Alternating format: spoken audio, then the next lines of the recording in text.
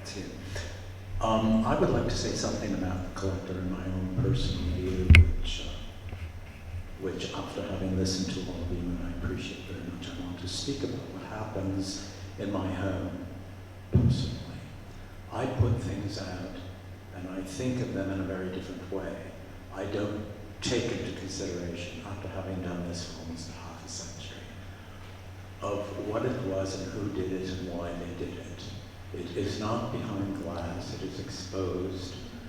I've been very fortunate until now because even my dogs haven't broken anything. But what is very interesting, and particularly in this exhibit, having so many pieces, it's probably undoubtedly the most pieces I've ever had exhibited in one exhibit. So I see them under another perspective, another concept. There are the old pieces which I ponder in a very different way. And then we go into the Mingei room, the modern ceramics. These pieces have been studied. These pieces are from people that have had a profession. These pieces, and one thing that I discovered also, and not too many years ago, when I was in Mashiko, from the great potter who is virtually unknown, whose magnificent works are a few of them from the collection here, Murat Gen, and Murat Gen was a very poor man that was not accepted by Yanagi because he put his stamp on the bottom of it, and when he was asked, well, Yanagi said, we cannot accept you in this movement, but it seems and it appears to me that Yanagi certainly accepted all the others without mentioning their names, with their stamps and with their identification on it. So what I adore about Yanagi is what he is not very clear about, more than what he is clear about. And I think that that this, I speak from my own standpoint, because being a collector, you have a different ideas, you're more involved in all of this. And I also see my collection as a Mingei collection, of course, but because of everything, as you will see, moving from those that have not been upstairs, as you are moving from one room to the next, it is very different. There is a whole different perception of what you've seen and what there is there. So this Mingei collection can also be done in certain areas as not a Mingei collection. We can do 18th century at the end, Ryukyu, 18th century Okinawa. And so we get into China there, don't we? I have not, because what I have put together is something I have felt very deeply. But the ceramics you can do and not give a Mingei connotation. So that's all I have to say. I hope it's a little bit of value to some. Thank you, Mr. Mingei.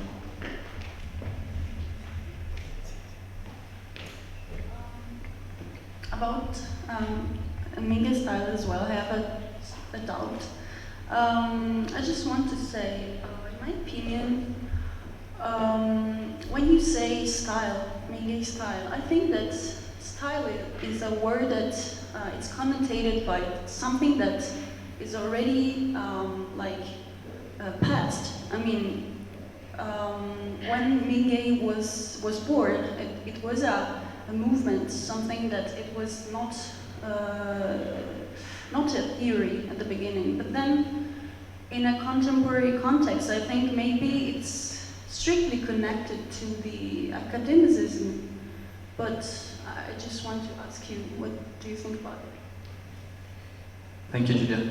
Yes, so the Mingei was born as a movement, but I think that in a certain way it became a genre because of some artists or some ceramists. They decided to make their creation in the name of Mingei. I very much believe it becomes a genre, but still I believe that it belongs to the period of Yanagi, and this is why nowadays we are finding, or even right after Yanagi's period, we are finding some other ways, other concepts that can relate to Mingei in a certain way.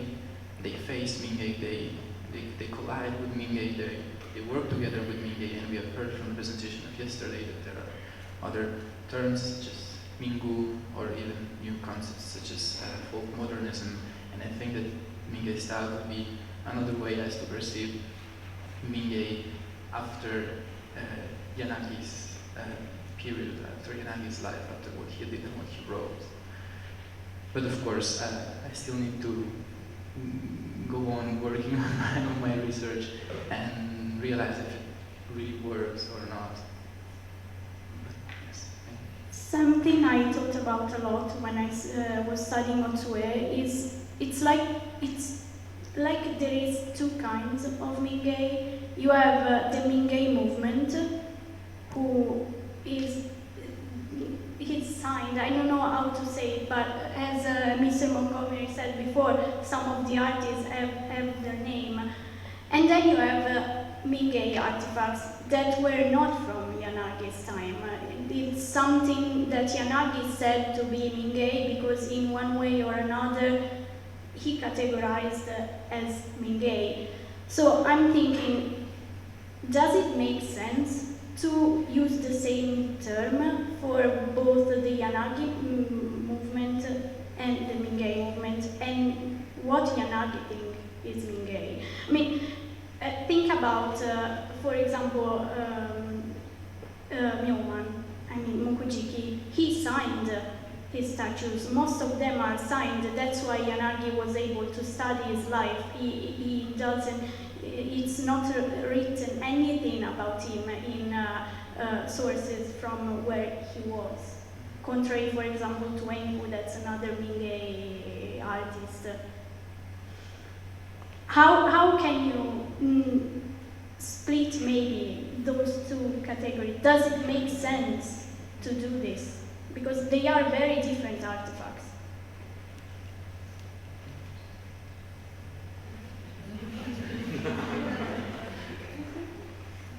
Yes, so honestly, I think that this is a very good question, but I haven't been looking at, in specific, at this kind of objects or statues. I've been more focusing on ceramics and more on the contemporary side. As I was focusing on religion. Exactly. And this is, I think, would be another interesting thing to look at, because maybe we can partition these two categories and we can find a way to address them.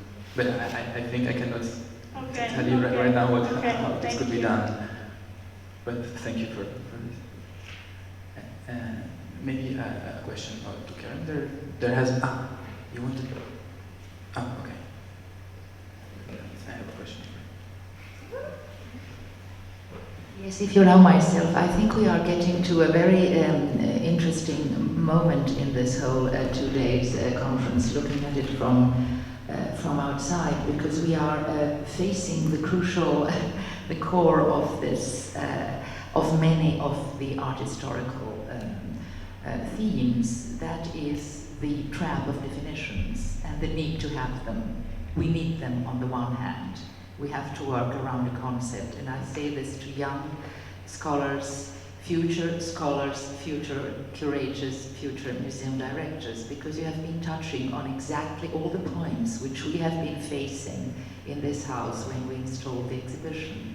You mentioned vitrines, the need to have them or not to have them. Of course, you would rather not have had them, because one of the points Professor Yanagi mentioned yesterday, which I found extremely interesting, and maybe we'll come back to it tonight, is the way you display objects and of this kind in order for them to be seen from most parts. So that you have mentioned before. Karen, your core question is one which has actually in a way tormented 2,000 years of thinking.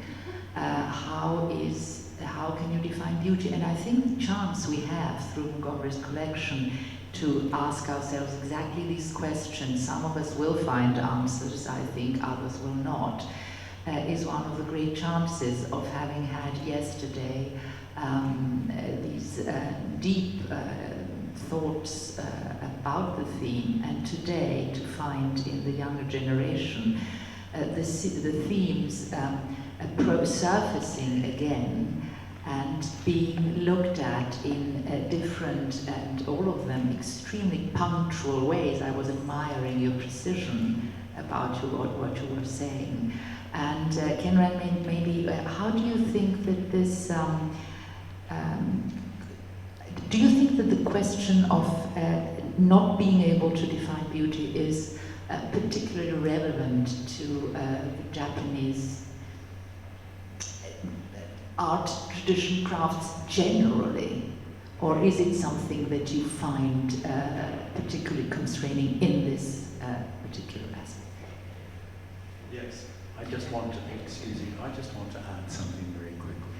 Several years ago, when there was the Moni Hickman Momoyama exhibit in Dallas, I had also the good fortune to be asked to exhibit, which I did. The Mingei Kan was at I believe it was the Mankind Museum in Fort Worth. I was in Dallas. 3 women, American women, came to me and told me after having seen the Mingei Kan exhibit and then my exhibit, which was in Dallas, they said how much more they appreciated my exhibit instead of that. Well, I understood immediately what they were saying, because the Mingei Kan has a magnificent collection which cannot be criticized. But we're in the Occidental world, we're in the Western world, the things are shown very differently. You take the Mizugami, which they were displaying on the ground. Why on the ground? Because it was a water container and they were showing it as it was being used. We put things up and we have the light hit them, so we have a whole different kind of perception of what beauty is, seeing these things. And that struck me very deeply. So where do we go from here? I mean, what is the importance of it all? Thank you.